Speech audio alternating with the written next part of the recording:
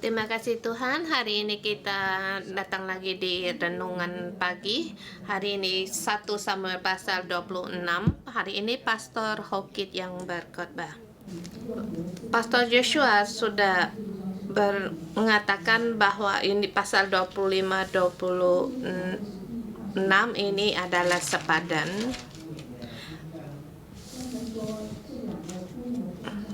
Di dua pasal ini menerangkan tentang Saul mengejar Daud, tapi akhirnya jatuh di tangan Daud.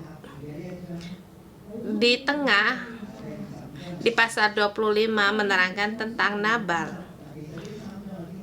3 pasal ini banyak sekali pengajaran yang hari ini kita melihat pasal 26.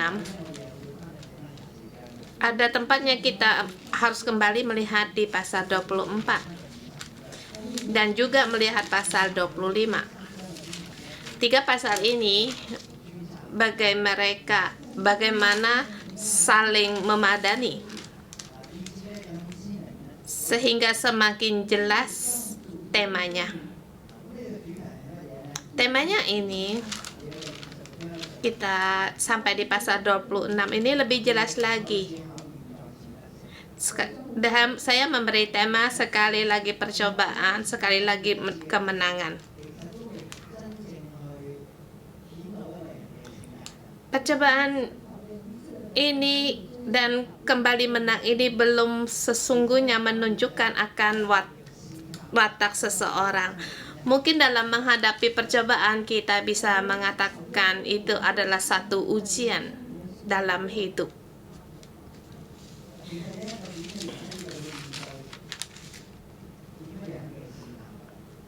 Sesungguhnya kamu menghadapi seseorang, kamu akan menghadapi percobaan dan juga kamu bisa merasakan orang itu terhadapmu tidak ada manfaatnya.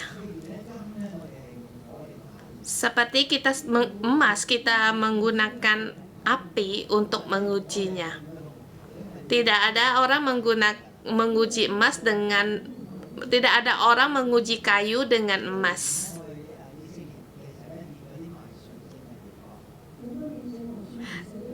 Tidak ada orang menguji kayu dengan api.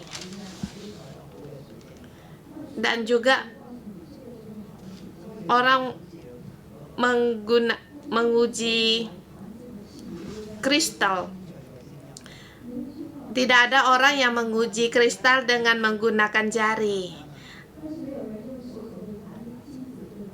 Dan juga tidak ada orang bisa menguji perhiasan dengan tangan. Mereka menggunakan api untuk menguji atau kristal, dan juga dengan dirancang yang baik. Demikian di sini Saul menunjukkan bagaimana watak mereka. Kalau kita sering-sering jatuh dalam satu percobaan yang sama, itu akan menunjukkan sikap kita bagaimana menjawab atau merespon Tuhan. Kalau kita menghadapi percobaan, kita bisa semakin mengerti akan diri kita sendiri. Lagi pula percobaan ini adalah sepertinya khusus untuk kita dirancangkan. Bagi Saul, dia tidak lepas dari percobaan ini karena dia harus menjaga akan kerajaannya. Di dalamnya penuh dengan ketakutan, tidak aman, maka dia terus untuk mengejar Daud. Hari ini Daud lebih lagi menghadapi percobaan dan mendapatkan kemenangan lagi. Saul sama, dia semakin menghadapi percobaan, dia semakin gagal.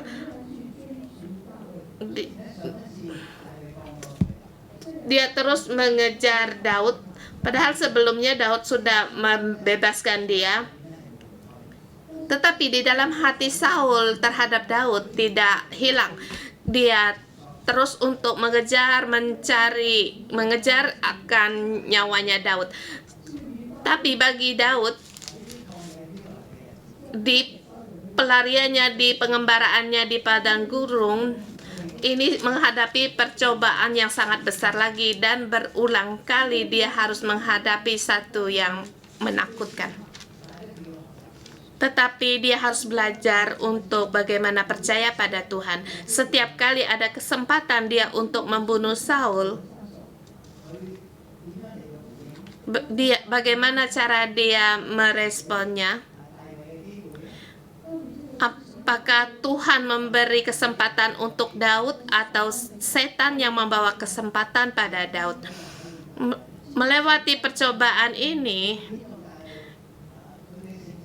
menunjukkan akan wataknya Daud yang bagaimana. Kita melihat pasal 26 ini. Sekali lagi percobaan, sekali lagi mendapatkan kemenangan. Percobaan bisa digunakan dengan kata untuk menunjukkan atau membuktikan. Sekali lagi Daud dicoba untuk menunjukkan dia orang yang bagaimana, membuktikan ia orang yang bagaimana. Pasal ini saya bagi dalam 3 bagian, sub ayat pertama 1 sampai dengan 22.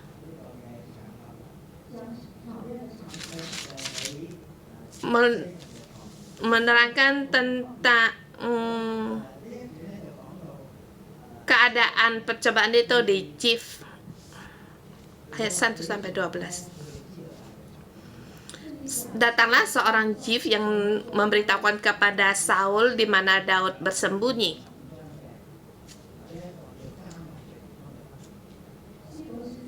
Zif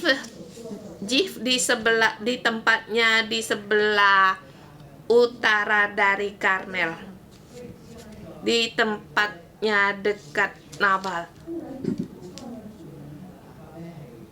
Tempat ini ganti yang tuannya berkuasa di situ karena Nabal mendapatkan meninggal.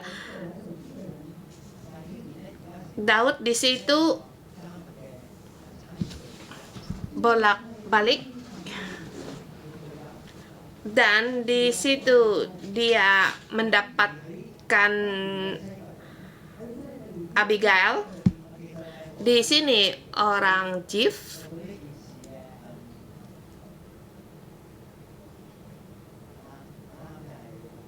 mendapatkan satu peringatan seperti keadaan menghadapi perubahan. Menghadapi keadaan yang demikian, sungguhnya hati mereka juga takut karena ada orang asing yang tinggal di tempatnya yang bersebelahan dengan mereka, sehingga mereka ingin membunuh Daud juga, menyingkirkan Daud, dan sehingga ia datang kepada Saul dan memberitahukan Daud bersembunyi di bukit Hakila di padang belantara. Di situ Saul membawa 3.000 orang yang terpilih mencari Daud di padang gurun Zif.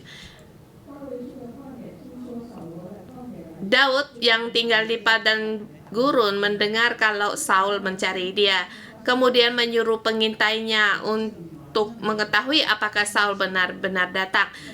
Dan memang benar, Saul benar-benar datang, sehingga Daud pun berkemas.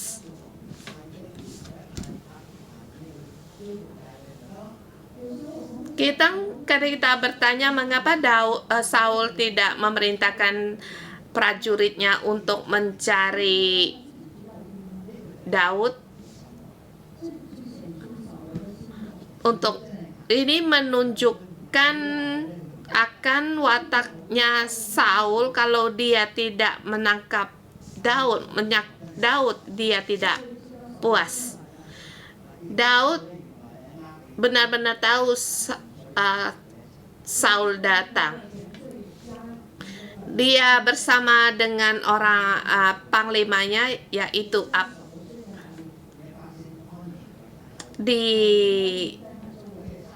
bersama dengan panglimanya Abner dan rakyatnya yang di sekelilingnya. Di sini satu pertahanan yang sangat besar sekali. Di situ Daud berbicara kepada Ahimelek dan Abisai, siapa yang turun bersama mereka, dan akhirnya Abisai menjawab untuk turun bersama dengan Daud. Melihat keadaan ini, dalam pengintai ini, bagaimana Saul mencari Daud. Saul belum sampai pada Daud, dia sudah berbaring. Dia berbaring di perkemahannya di gua.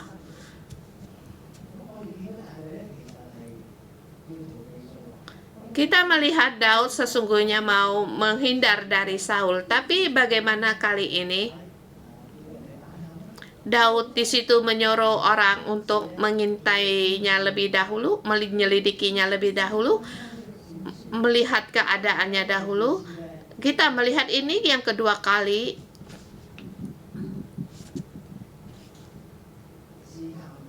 Dalam percobaan ini, dibandingkan dengan yang pertama kali, Daud lebih berani, dia lebih agresif.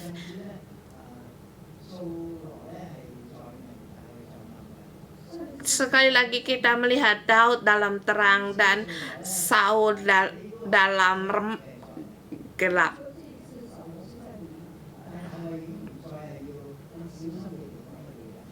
Di sini Daud tidak perlu lagi untuk bersembunyi-sembunyi, dia langsung untuk maju.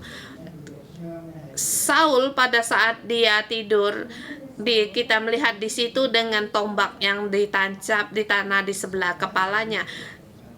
Masihkah kalian ingat akan tombaknya Saul?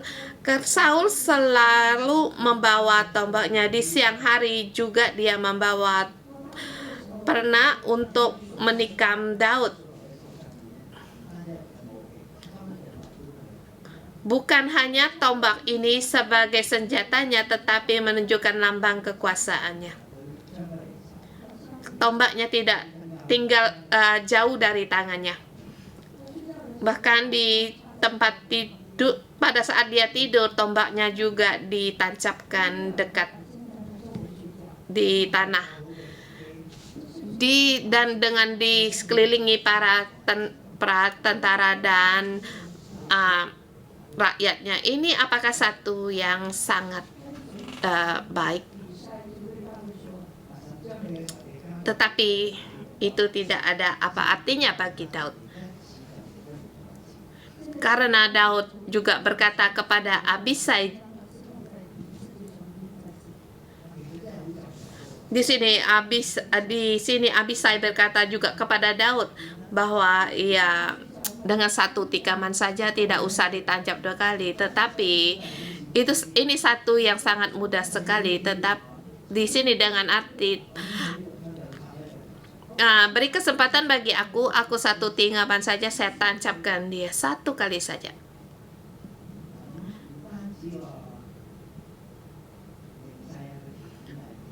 Bukan hanya keadaan dan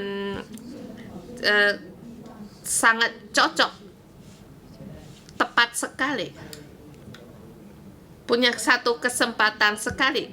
Dan juga Abisai memberikan satu saran, apakah kamu dan aku untuk mengambil kesempatan ini? Kalau kita melepaskan Saul itu kita rugi sendiri. Ini ada kesempatan, tidak baiknya ada baiknya kita pakai dengan baik. Tapi kita ingat pada waktu Daud memotong jubah bajunya, dalam hatinya dia ditegur oleh Tuhan dengan Roh Kudus yang menegur dia. Jadi Daud tidak menggunakan caranya sendiri untuk mengerjakan sesuatu. Satu kepekaan ini Daud tahu bahwa dia dan berkata, aku tidak boleh untuk menjamah orang yang Tuhan urapi. Tetapi Daud, orang yang diurapi Tuhan, juga Saul mau membunuhnya. Karena di dalam hati Saul tidak ada kepekaan ini.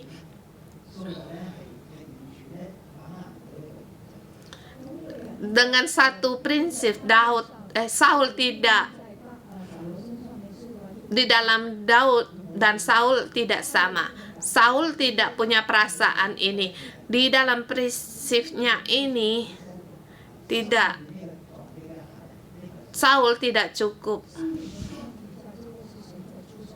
Karena pada saat ditegur dalam hati oleh Tuhan, itu Tuhan akan melakukannya sendiri. Kita tahu akan prinsip ini, kalau kita tidak pegang sama Roh Kudus, atau tidak cukup, maka dalam keadaan demikian tidak bisa membantu untuk menghindar Daud untuk membunuh Saul. Seperti kita dalam menghadapi percobaan, dalam masalah seringkali juga tercampur akan keadaan rohani kita. Tuhan bekerja, setan juga bekerja. Kita juga punya pilihan, punya arah. Dalam keadaan ini, apakah kita bisa peka dengan Tuhan, atau kita memberikan semua pada cara pikir kita untuk mengambil keputusan?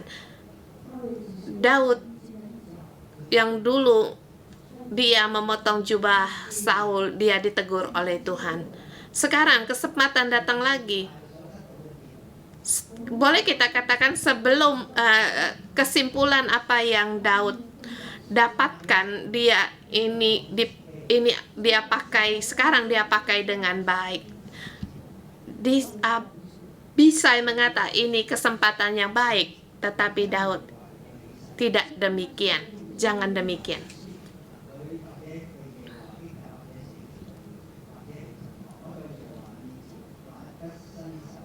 Seperti dikatakan Daud, demi Tuhan, di ayat 10, demi Tuhan yang hidup, niscaya Tuhan akan membunuh dia, entah karena sampai ajalnya dan ia mati, entah karena ia pergi berperang atau hilang lenyap di sana. Daud sangat percaya akan Tuhan. Kita juga di sini juga percaya di sini ada Tuhan. Kita mengalami banyak sekali masalah-masalah dan kemenangan, tapi pada saat kita menghadapi percobaan, kita dalam hati kita bertanya, Tuhan di mana? Benarkah di dalam hatimu ada Tuhan? Jadi disinilah satu percobaan. Apakah kita bisa melakukan pekerjaan yang bodoh? Karena kita mengira Tuhan tidak melihat. Seperti kita keadilan di tangan Tuhan. Tetapi pada saat kita disakiti, kita ingin balas dendam. Seperti tidak ada Tuhan di dunia ini. Seperti kita melihat Nabal pada waktu dia Daud pada waktu dia dihina oleh Nabal. Reaksinya sangat besar sekali, emosinya. Dia ingin membunuh Nabal sekeluarga. Ini karena kecerobohannya. Coba kamu pikir kalau kamu lagi pada saat tidak sadar, pada saat kamu dihina orang atau diserang orang, dihina orang, pada saat kamu bertengkar dengan orang,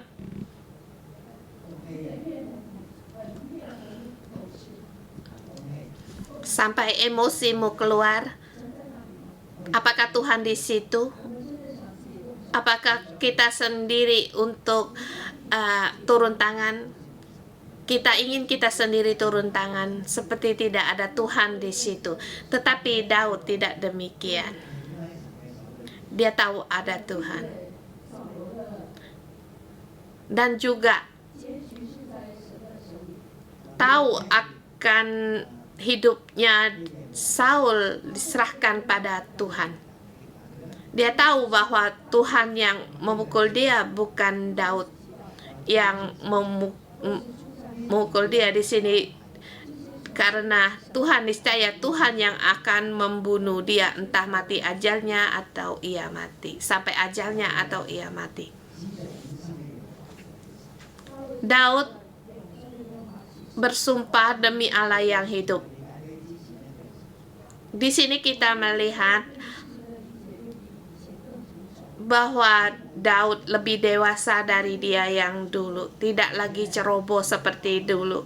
Lagi pula dengan tenang dia menghadapi keadaan yang demikian.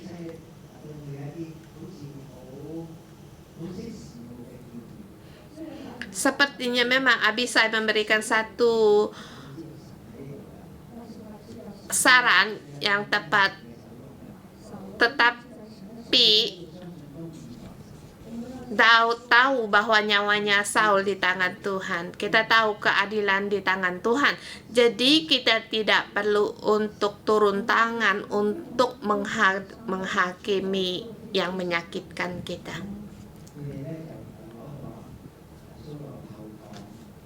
Kemudian di situ kita terus ke ayat, di situ mereka mengambil tombak dan kendinya Saul, tetapi tidak ada seorang pun yang melihat.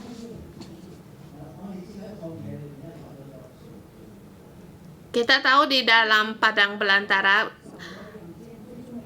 Daud mengambil dua yang penting dari Saul. Kalau tidak ada simpanan air di padang gurun, itu satu yang sangat bahaya. Jadi Daud mengambil dua macam ini, tombak dan kendi. Jadi di situ tidak ada orang yang tahu yang terbangun. Di sini penulis Daud, kitab ini dikatakan sebab Tuhan membuat mereka tidur.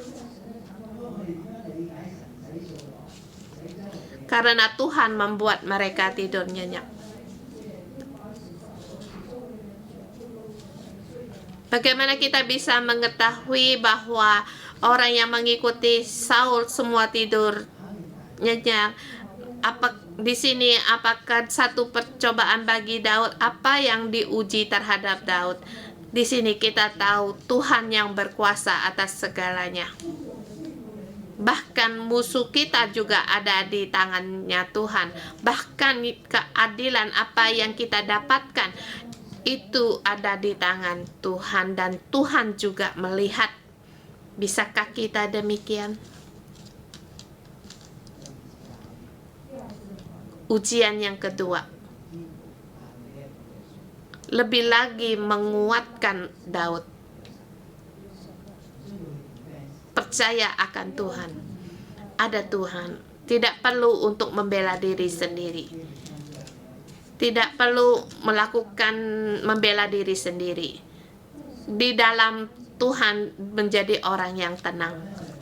Kemarin kita menerangkan Nabal. menggunakan kata-kata menghina Daud. Siapakah Daud anak Isai itu?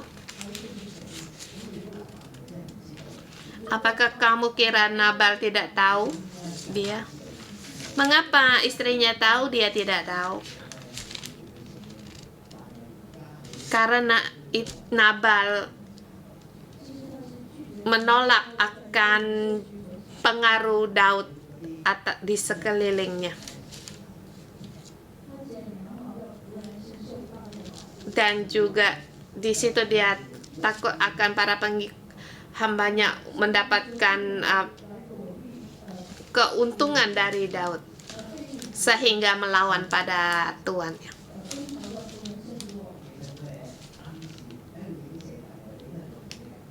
Dan juga di situ dikatakan bahwa Daud juga orang yang melarikan diri, orang yang tidak setia pada tuannya. Tetapi di sini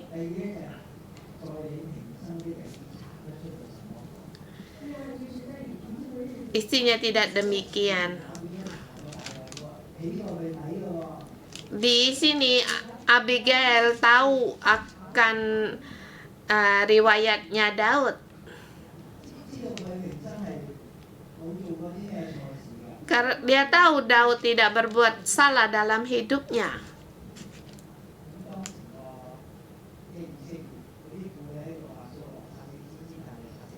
Pada saat orang Israel mengatakan bahwa Daud membunuh beribu-ribu, berlaksa-laksa Daud beribu-ribu, itu sangat mempengaruhi keadaan sekelilingnya, sehingga banyak sekali orang yang kenal akan Daud, walaupun mereka tidak pernah menemuinya. Dan Abigail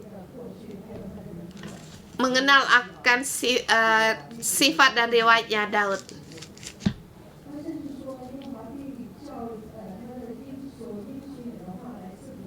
Maka dia juga berkata bahwa Tuhan yang hidup akan memberkatinya.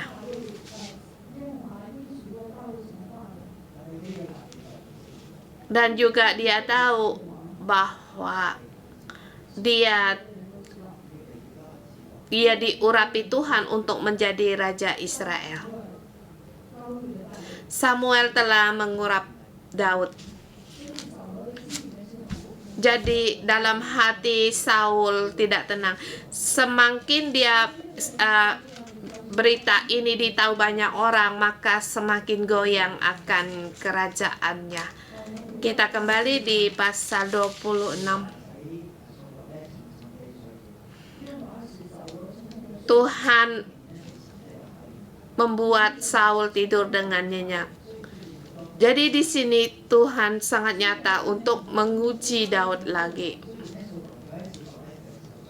Walaupun kali ini Daud jatuh di tangannya, kali ini Saul jatuh di tangannya Daud, apa yang dia lakukan sekali lagi Saul jatuh di tangan Daud karena Tuhan membuat mereka tidur nyenyak. Kita masuk di tema yang kedua.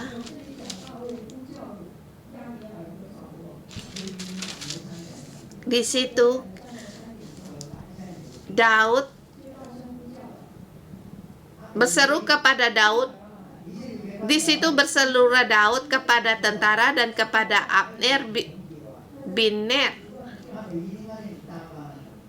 Di situ dia berkata, "Tidakkah engkau menjawab Abner?"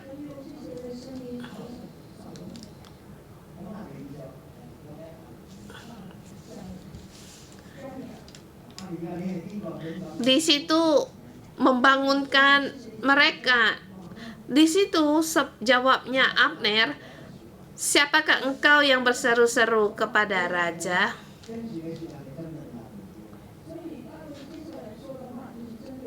Kemudian perkataan Daud terhadap Abner seperti satu celaan. Apakah engkau ini bukan laki-laki? Siapakah engkau yang di antara orang Israel? Mengapa engkau tidak mengawal tuanmu? Kamu adalah seorang pengawal. Mengapa kamu tidak mengawal rajamu? Jadi kamu, sebab di situ ada orang rakyat yang datang untuk memusnahkan raja tuanmu. Tidak baik hal ini. Demikianlah kamu harus mati. Dengan suara yang keras ini sehingga semua orang terbangun. Dan juga dilihatnya di situ tombak raja dan kendinya tidak ada di situ. Saul mengenal suara Daud dan dia di situ memastikan apakah itu suaranya Daud. Daud menjawab Saul dan mengatakan, "Mengapa pula Tuhan mengejar hambamu ini? Apa yang kau perbuat? Apakah kejahatan yang melekat pada tanganku? Oleh sebab itu, kiranya Tuhan Raja mendengar perkataan hambamu ini. Jika Tuhan yang membujuk engkau melawan aku, maka biarlah ia mencium bau korban persembahan." Sepertinya Daud seperti korban persembahan. Tetapi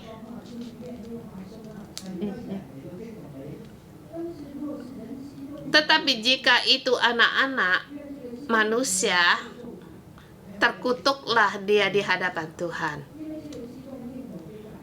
Karena mereka sekarang mengusir aku, sehingga aku tidak mendapat bagian dari milik Tuhan. Di sini saya ingat di pasal 116, Tuhan adalah pusakaku.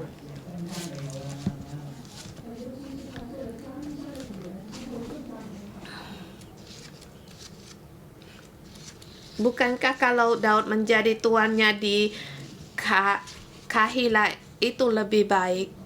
Tetapi sekarang keadaannya diusir.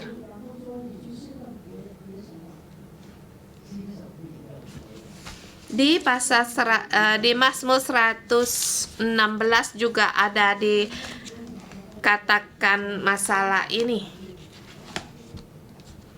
yaitu mengusir Daud keluar dari tanah Yehuda.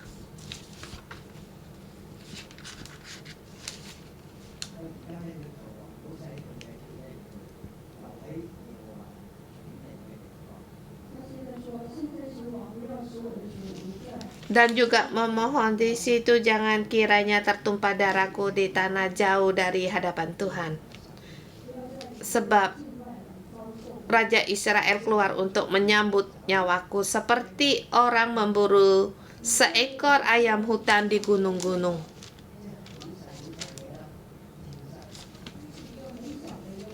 Satu yang sangat-sangat seperti kutu yang sangat kecil sekali.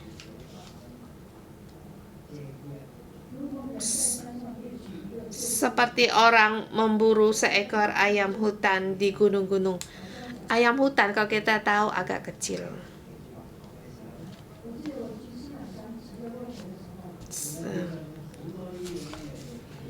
Saya pernah waktu pergi ke padang gurun. Di situ saya pernah melihat kalau ada yang ayam hutan ini di sana sangat kecil sekali, memang banyak. Dan terus lari berserakan di mana-mana. Di sini Daud mengatakan nyawanya seperti ayam hutan itu. Ayat 21 sampai dengan 25 di sub yang terakhir ketiga. Saul mengaku akan dia berbuat dosa, dan ini kedua kalinya Saul mengaku dosanya. Tetapi di sini tidak membereskan dosanya. Adakah Saul terus untuk melepaskan Daud untuk mengejarnya?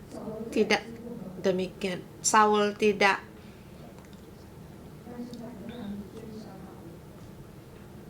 melepaskan Saul. Saul tidak melepaskan Daud, dia terus mengejar Daud.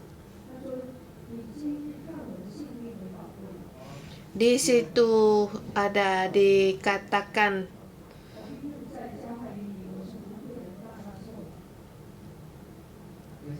di sini Saul mengaku akan kesalahannya, sebab aku tidak berjahat lagi kepadamu karena nyawaku pada hari ini sangat berharga di matamu. Sungguhnya perbuatan itu bodoh dan aku sesat sama sekali. Di ayat 24 katanya Daud, sesungguhnya sepertimu pada hari ini berharga di mataku. Saya ulangi, dan sesungguhnya seperti nyawamu pada hari ini berharga di mataku, demikian hendaknya nyawaku berharga di mata Tuhan, dan hendaknya Ia melepaskan aku dari segala kesalahan. Di sini ini juga termasuk salah satu hukum perintah yang keenam, mengapa kita menghargai akan nyawa seseorang. Karena Tuhan Allah semesta alam menciptakan memberikan nyawa bagi kita. Jadi kita menghargai nyawa dan kita juga mendapatkan nyawa. Benci adalah satu awal untuk pembunuhan. Di sini kita harus menghargai nyawa Tuhan, melepaskan kita dari segala kesusahan. Di ayat 25, lalu berkatalah Saul kepada Daud, diberkati kiranya engkau anakku Daud, apapun jua yang kau perbuat, pasti engkau sanggup melakukannya. Di sini kita melihat dalam percobaan di sini Daud mendapatkan kemenangan. Seperti dulu Saul mengatakan pada Daud, engkau akan menjadi satu kerajaan yang besar, tetapi ingatlah akan keturunanmu. Dan sekali lagi di sini Saul berkata kepada Daud, engkau akan apapun jua yang diperbuatkan, engkau pasti sanggup melakukannya berhasil. Mengapa di sini kita berhenti sampai di sini saja Saul sama Daud? Tidak sampai di sini saja, karena Daud akan menghadapi banyak ketakutan dan di ayat yang pasal berikutnya Daud akan menghadapi orang Filistin, dan percobaan ini sekali lagi Daud mendapatkan kemenangan. Di sini kita melihat Daud terus-menerus dalam keadaan menghadapi ujian atau percobaan. Dan juga bagi kita dalam menghadapi percobaan, kalau kita tidak mau menghadapi atau kita menghindari, ini menunjukkan hidup kita bagaimana, watak kita bagaimana. Kita mohon Tuhan untuk membantu kita. Kita harus tahu bahwa dalam hidup kita ada Tuhan, dan hidup kita serahkan kepada Tuhan. Dan juga semuanya dan kita serahkan kepada Tuhan. Mohon Tuhan untuk membantu kita. Amin. Mari kita menyembah Tuhan.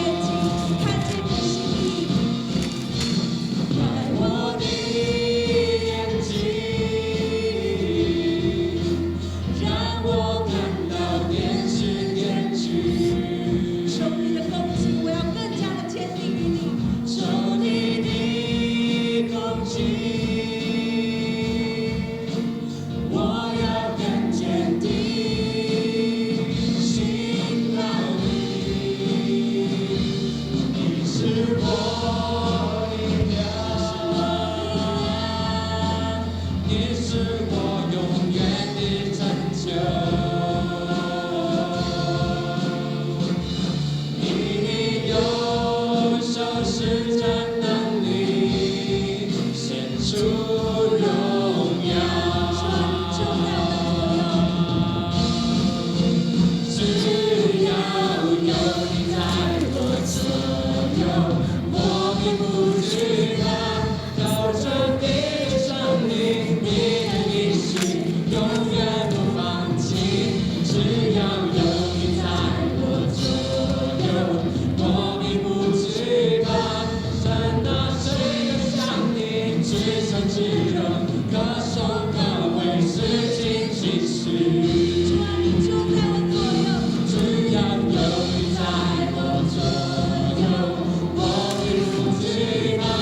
靠着你的生命，你的应许永远不放弃。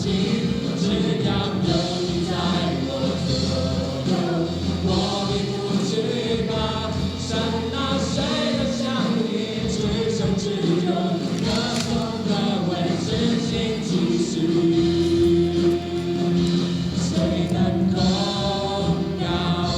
谁能抵挡？我是神所天生的，我是神所天生的。谁能攻高？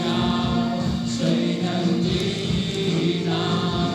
我是神所天生的，我是神所天生的。谁能攻高？谁能抵挡？我是神所天生的，我是神所天生的。让你在我左右，我并不惧怕。靠着你的生命，你的应许永远不放弃。只要有你在我左右，我并不惧怕。神啊，谁能像你至诚至荣，歌颂歌为事情其实。只要我立定心志，立定心志，一生赞美你，我立定心志，单单敬拜你，我立定将来，永留在我心。我立定心志，走在主圣洁光中。是的，主，我们向你立定心志，一生赞美你，我立定心志，单单敬拜你，生命将来，永留在我心。我立定心志，走在主圣洁光中。我立定心志，一生赞美你。我立定心志，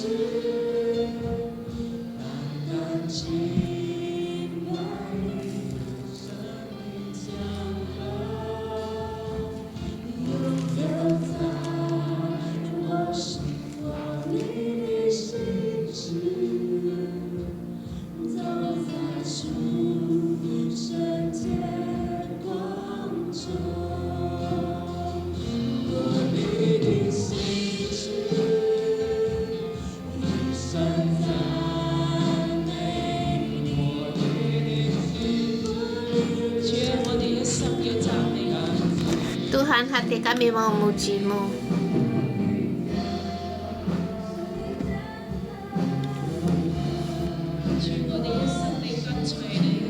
Tuhan, hidup kami hanya milik-Mu.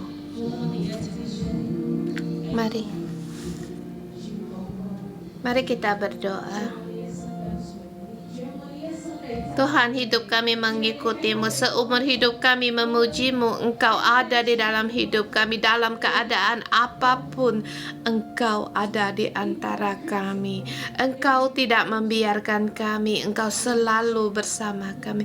Mari saudara semua kita bersyukur, memuji Tuhan kita. Engkau Allah yang layak untuk mendapatkan segala pujian. Di setiap saat dalam kami menghadapi apapun, Engkau melihat, Engkau menjaga, Engkau ada di tengah-tengah kami. Tuhan Yesus, kami bersyukur dan berterima kasih. Terima kasih Engkau ada di antara kami. Tuhan, di pasal 24 dikatakan bagaimana Daud memotong jubahnya Saul, hatinya sangat gemetar karena Tuhan, karena ada Roh Kudus. Tuhan, kiranya Engkau juga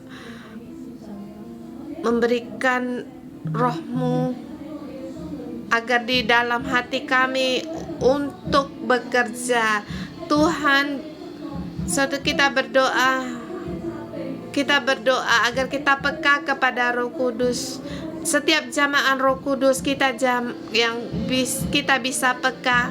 Mari saudara semua kita memohon Roh Kudus agar menjamah hati kita, agar kita mempunyai kepekaan akan jamaah gerakan dari Roh Kudus. Berilah kami setiap orang peka.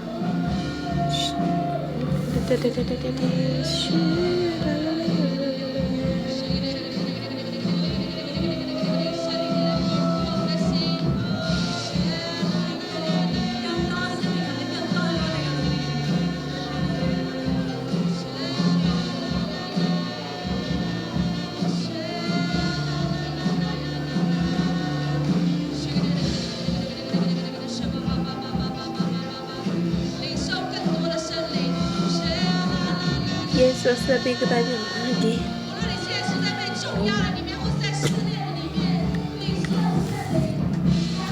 Baik dalam keadaan apapun, sekarang Engkau berserulah kepada Roh Kudus.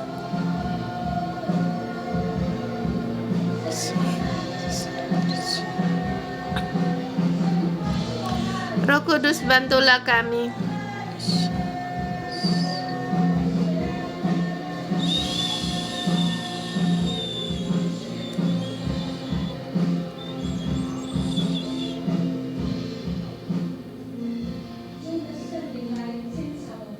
Tuhan, kiranya Roh Kudus menguji hati kami, menggerakkan hati kami. Tuhan, kami menyembah-Mu. Di dalam hati kami ada Engkau. Roh Kudus, Engkaulah penolong bagi dalam hidup kami. Terima kasih. Kami menyambut-Mu Tuhan. Roh Kudus, pada saat saya berdoa, banyak sekali saya melihat di antara kita ada sangat beban yang berat, memikul berat yang berat di pundak sebelah kanan kiri. Tidak ada seorang pun yang membantumu, baik dalam virus ini, tidak ada seorang pun yang membantumu, bahkan untuk keluarga. Saudara semua, mungkin di saat ini kamu belum bisa mencarikan pekerjaan, atau ada di antara kita lagi sakit, atau keluarga kita dalam keadaan sakit. Saya mengundang saudara semua, pada saat kamu sekarang tidak punya pekerjaan, menghadapi memikul beban yang berat. Saya melihat kamu seperti seorang diri sembunyi dalam gua.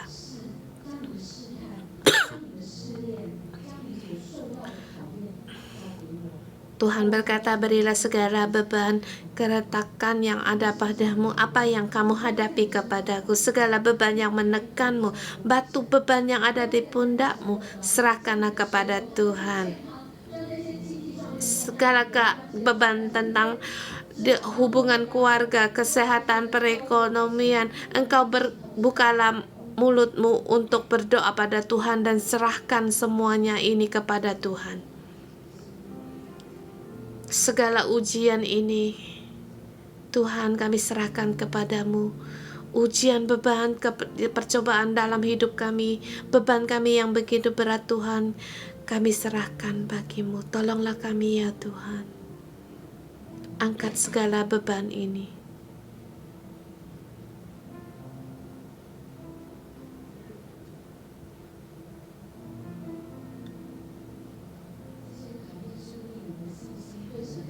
Percobaan ini apakah bisa membuat kepercayaan kita kepada Tuhan bisa goyah? Apakah kita berpegang dengan cara dunia? Ada orang yang memilih untuk marah, atau pada saat kita mendengar orang menyerang, mengatakan kita langsung reaksi kita untuk membalas. Tuhan, di saat ini kami mohon kepadamu, Engkau sendiri untuk membantu kami di dalam pecahan kami, di dalam keadaan yang susah ini. Engkau mengangkat beban kami. Saudara semua, berdoalah pada Tuhan, minta iman, akui bahwa Tuhan, aku ini lemah, mohon Engkau membantu. Aku tidak berdaya, aku menggunakan caraku sendiri. Tuhan, tolonglah aku.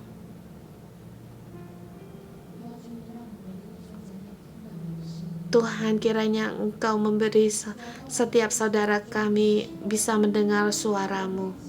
Pada kami dalam pengejaran, dalam tekanan, dalam ekonomi ini, dalam kesusahan ini, kami menunggu akan suara-Mu, agar suara-Mu memberikan kekuatan pada kami. Dan bukan hanya kami bisa mendengar suara-Mu, tetapi kami melekat padamu. Saudara, dalam cobaan ini kita mendengar, apakah di sini kita mendengar suara Tuhan? Kita beri waktu agar Roh Kudus yang bekerja, bersuara, berfirman bagi kita.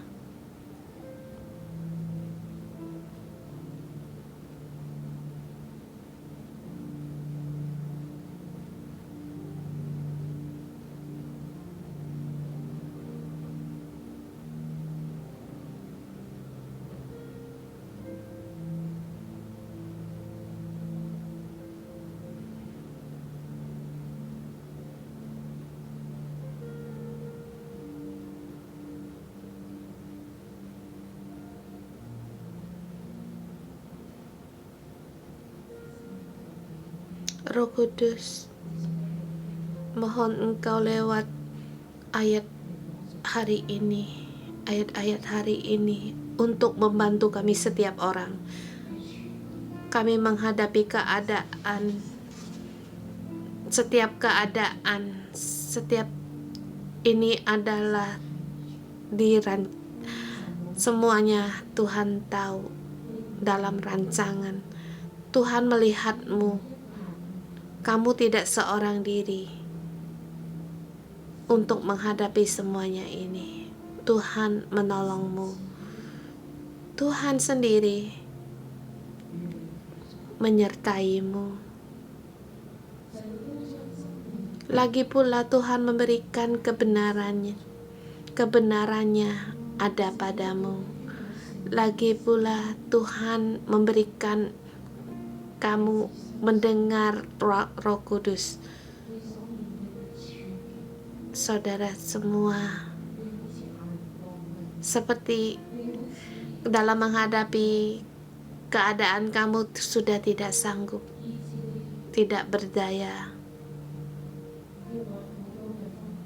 sehingga kamu menggunakan banyak cara dan mencari banyak orang untuk membantu. Sepertinya kamu sudah tidak sanggup untuk menunggu. Tetapi hari ini firman Tuhan, Daud berkata kepada Abisai, jangan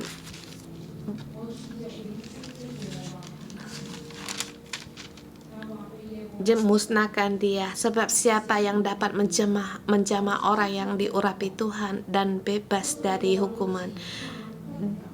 Demi Tuhan yang hidup, niscayalah Tuhan akan membunuh dia, entah sampai ajalnya dan ia mati, entah karena ia pergi dan perang dan hilang lenyap. Kiranya Tuhan menjauhkan dariku untuk menjamah orang yang diurapi. Ambillah sekarang tombak yang ada di kepalanya dan kandil itu. Mari kita pergi. Sepertinya Saul untuk terus ingin membunuh Daud, mengejar Daud untuk dibinasakan.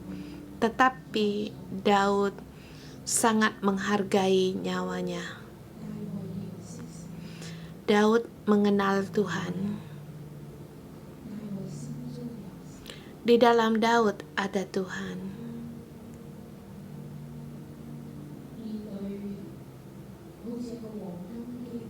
Menghadapi kesempatan yang baik, kesempatan baik datang, tetapi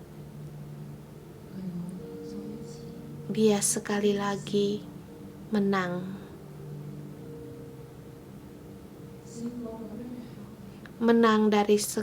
dari percobaan ini,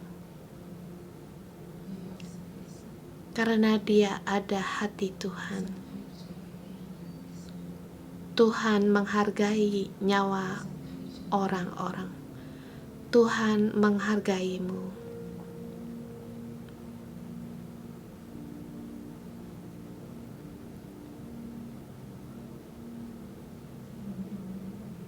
Tuhan, mohon Engkau di dalam roh kami, agar kami melihat dan merasakan pertolongan-Mu. Kami tidak bisa melihat-Mu. Bahkan dalam keadaan yang susah kami tidak bisa mendengar suara-Mu. Firman-Mu tidak bisa berbicara kepada kami. Seperti Daud mengambil tombak dan kandilnya Saul, tidak ada seorang pun yang tahu. Dan tidak ada yang terbangun, sebab sekaliannya tidur, karena Tuhan membuat mereka tidur nyenyak. Tuhan, Engkau tolonglah kami setiap orang. Seperti doa tadi, di pundak kami banyak beban, kami dikejar-kejar, kami menghadapi percobaan sekali demi sekali. Tuhan, hari ini firman-Mu mengatakan, karena Tuhan membuat mereka tidur nyenyak. Tuhan, Engkau adalah penolong bagi kami. Engkaulah penolong kami. Mari kita bangkit berdiri untuk memuji Tuhan kita. Dia adalah kekuatan kita. Dia adalah gunung batu kita dan pertolongan kita. Setiap kita mengandalkan Dia, kita akan mendapatkan kemenangan. Harapanku hanya ada padamu. Tuhan, Engkau adalah kekuatanku. Engkau adalah kubu pertahananku. Dengan iman aku mengandalkan-Mu, aku tidak akan goyah. Engkau kekuatanku, Engkau tempat pelarianku. Harapanku hanya ada padamu.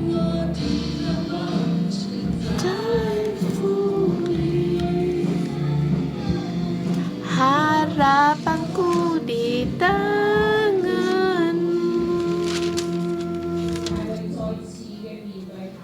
Daud sekali lagi menghadapi percobaan. Dia sekali lagi mendapatkan kemenangan. Setiap percobaan terhadap pemimpin para juga seperti satu rancangan.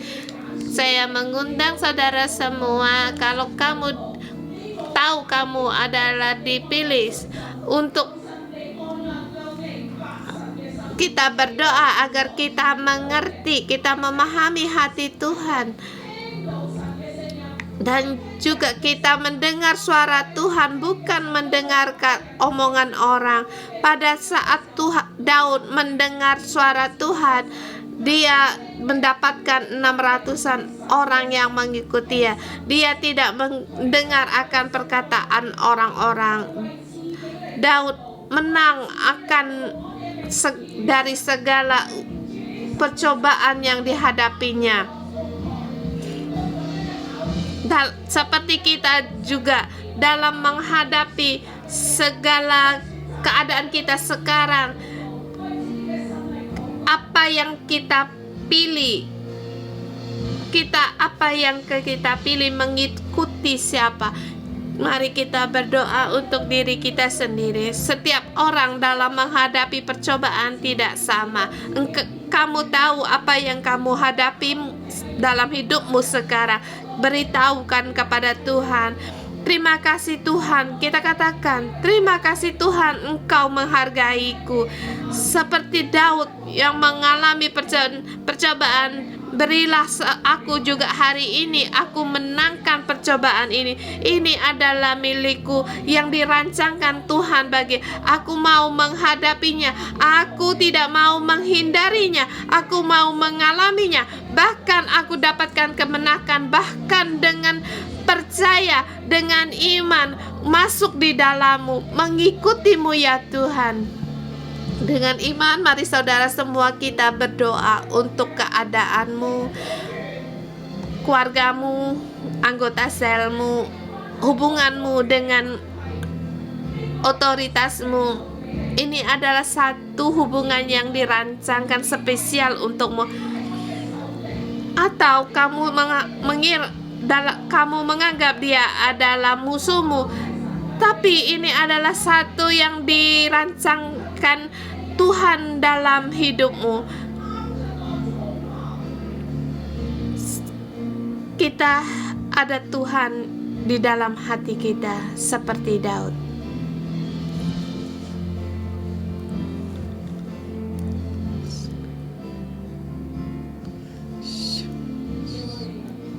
Tuhan, kami menunggumu. Kami menunggumu. Kami seperti Daud datang di hadapanmu di dalam pelarian. Daud menunggu Tuhan mengulurkan tangannya. Dia tidak mau menggunakan caranya sendiri. Dia membiarkan Tuhan agar Tuhan yang menyelesaikan. Walaupun sepertinya dikepung, dikejar, di pelarian, dia terus menerima, mengandalkan, dan menunggu Tuhan.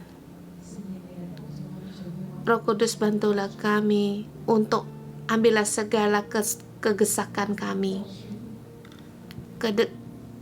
kecerobohan kami,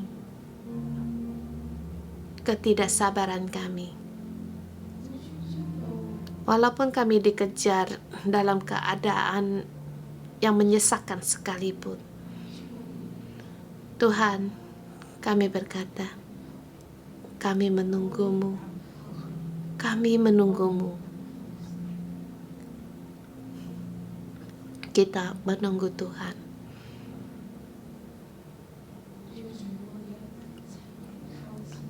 Tuhan, ambillah semua kami yang mengandalkan diri sendiri dan kecerobohan kami. Tuhan, kami terima percobaan ini karena kami tahu setiap percobaan ini adalah peringatan dari Tuhan. Dengan menunggumu, kami bisa menang. Roh Kudus, Tolonglah kami setiap orang yang berdiri.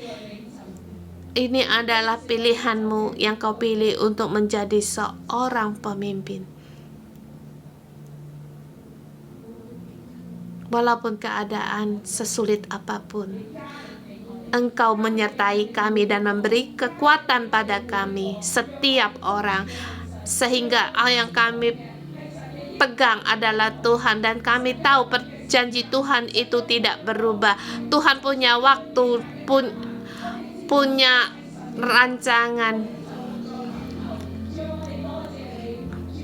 dan Tuhan yang mengatur segalanya. Tuhan, terima kasih Engkau sekali lagi membantu kami, menolong kami yang lemah ini. Tangan kaki kami sekali lagi Engkau berikan kekuatan. Tuhan, kami berterima kasih, bersyukur pada Engkau adalah pertolongan dalam hidup kami. Terima kasih Tuhan.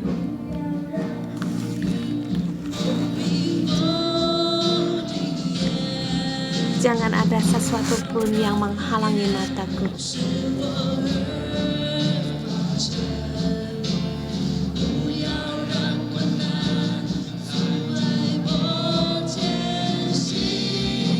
Jangan ada kesulitan menghalangi imanku.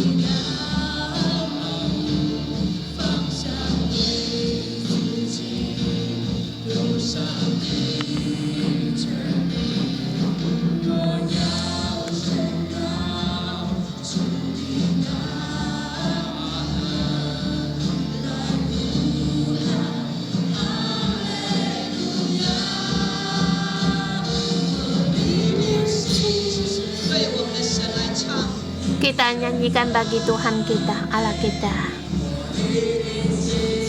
Rohku bangkit, hanya menyembah. Mohon sungai Roh Kudus mengalir dalam hidupku. Bangkitkanlah aku dalam kekudusan-Mu ya Tuhan. Saudara-saudari semua, kita memuji Tuhan. Mari kita bersama terima berkat dari Tuhan. Aku dalam nama Tuhan Yesus Kristus memberkatimu, agar engkau diberkati, dapatkan berkat. Dalam nama Tuhan Yesus, dalam Tuhan engkau berbuat yang engkau sanggup berbuat yang besar, dan masuk dalam rancangan Tuhan dalam hidupmu, rencana Tuhan dalam Tuhan membuatmu kemenangan. Dalam nama Tuhan Yesus memberkatimu. Amin. Kita berikan pujian bagi Tuhan kita. Tuhan memberkatimu. Kita sampai di sini, besok ketemu lagi.